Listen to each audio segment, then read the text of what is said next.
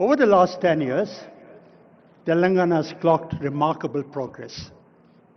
A state once known for feudalism, poverty, backwardness, ignorance, is today possibly the #1 state, clocking possibly the highest growth rate in the country over the last 10 years.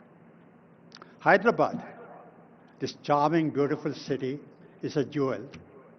All around the country, and many of these people have traveled around the world, around the country. I'm very proud of this city. If there's one Indian city that is representative of all of India, it is Hyderabad. Cosmopolitan in outlook, blend of tradition and the best of traditions and values and modernity, safe for everyone, the best example of unity in diversity. At one time when I was in the government, sir, in the late 90s, early 20s, we used to look for the overflow from Bangalore. So Bangalore is the icon of India, and Bangalore is saturated, so the overflow will come to Hyderabad. Today, Hyderabad is iconic. It's Hyderabad that people look up to as the first choice. So I'm very proud of what the government of Telangana has attempted. Congratulations to you, sir, and to your entire government. This document, I've not seen it, it's going to be released later in this event, is prepared by the government, working closely with the ISP, with Niti Aayog, I believe with wide-ranging consultations with the stakeholders. And I've not seen the document, but I'm privileged to be part of the advisory committee, and I look forward to studying the document and working with the government on implementing it over the next couple of years. But what I gather, what I heard the Chief Minister say yesterday, is that Viksit Telangana wants to be the #1 state in the country with $1 trillion GSDP by 2034 and $3 trillion by 2047, the centenary of the independence. Today, the GSDP of Telangana is about 16.7 trillion rupees, which roughly translates to $250 billion. We are at $250 billion today. We've got to get to 3 trillion in 22 years, which means multiply the GSDP by 15 times. And if you do simple arithmetic, it means that the state has to grow by about 8 to 9%, perhaps even faster. One trade of lead, that's a tough goal, a challenging goal, difficult, but not impossible. One trait of leadership is actually to set impossible goals, near impossible goals. So I want to congratulate the government for setting that goal. Yesterday, the Chief Minister mentioned that Telangana wants to replicate the Gyeongdong success. Gyeongdong is the best practice in accelerated growth rate. Not perfect, but probably the best practice. I'm sure Telangana will do even better. It's presumptuous on my part to lay out the agenda, because the agenda for getting 2047 Telangana is large, complex, and that's going to be in the document. It'll be presumptuous for me to second guess that at the moment. But I want to make a few points at this stage. The first is the state must build on its core competence. Hyderabad is already known for its IT, its pharma, its biotechnology, services. Where I live in KPHB, there is GCCs coming up every day. So I see them, I experience them. But Telangana must expand into manufacturing, agribusiness, and into a variety of sectors to create jobs. The second is infrastructure. Physical infrastructure, digital infrastructure, and social infrastructure. Before we met, you came on the stage, we were talking to the IT Minister, Sridhar Babu Garu, and he was telling us about how Telangana government has aspirations of making Hyderabad the innovation center, AI innovation center for the country. The country looks up to Hyderabad.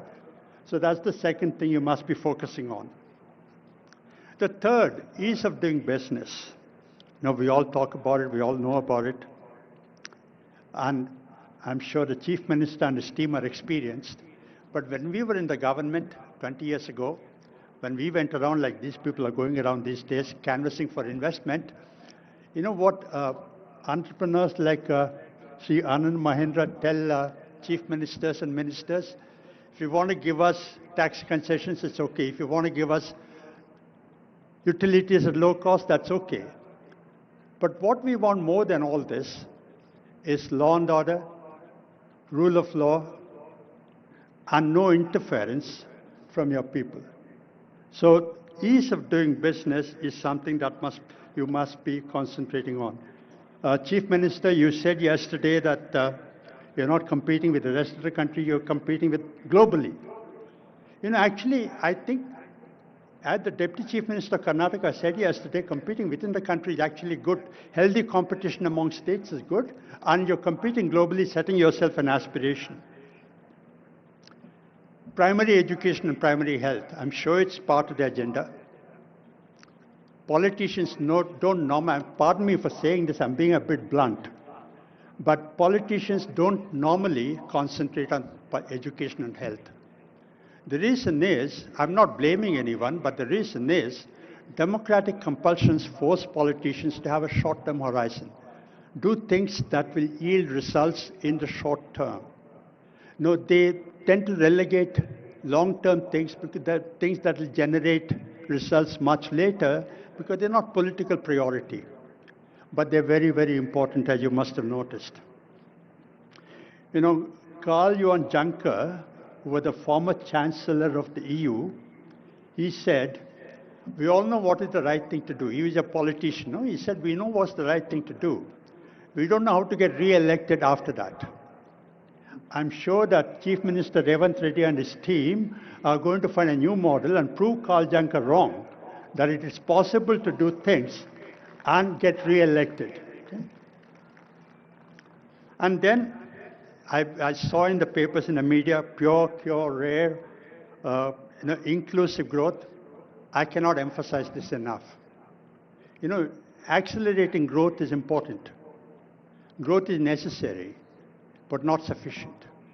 8%, 9% growth, if it's just a number, if the benefits of growth are not widely shared, that growth cannot be sustained. So you must have inclusive growth, which means that the benefits of growth must go to the poorest person in Telangana, to the most farthest point in Telangana. I'm sure the vision document is going to concentrate on that. And skills, of course, it will be presumptuous on my part to talk about skills when Mr. Anand Mahindra is here, but skilling is very important. Skilling is a difficult thing to do because it will not be done by the private sector. The government will not do it, is incapable of doing it. So you need public-private partnership, which we're seeing on the stage. Mr. Mahindra sitting next to the Chief Minister, that's exactly the partnership we require for skilling. And, I want to tell a story.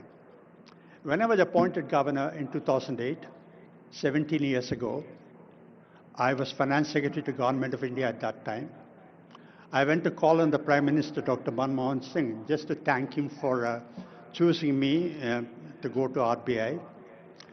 One-on-one meeting, I went across to his office, there were just two of us. And I told him, sir, thank you for appointing me as governor. We talked about the macroeconomic issues at that time. We talked about RBI, we talked about the government. We talked about the comparison between living in Mumbai and living in Delhi. And after about 10 minutes into this conversation, I asked Dr. Manmohan Singh, sir, do you have any advice to give me? A very humble person. He said, what advice do I give you, Subbarao? You've been in the IAS, you've seen the country, you've worked in the districts, you've seen the state government, you've seen the central government, what advice do I give you? And after another couple of minutes, I took leave of him and I was walking away, and gracious man as he was, he walked around from his table and escorted me to the door. And at the doorstop, He put his hand on my shoulder. Subba, I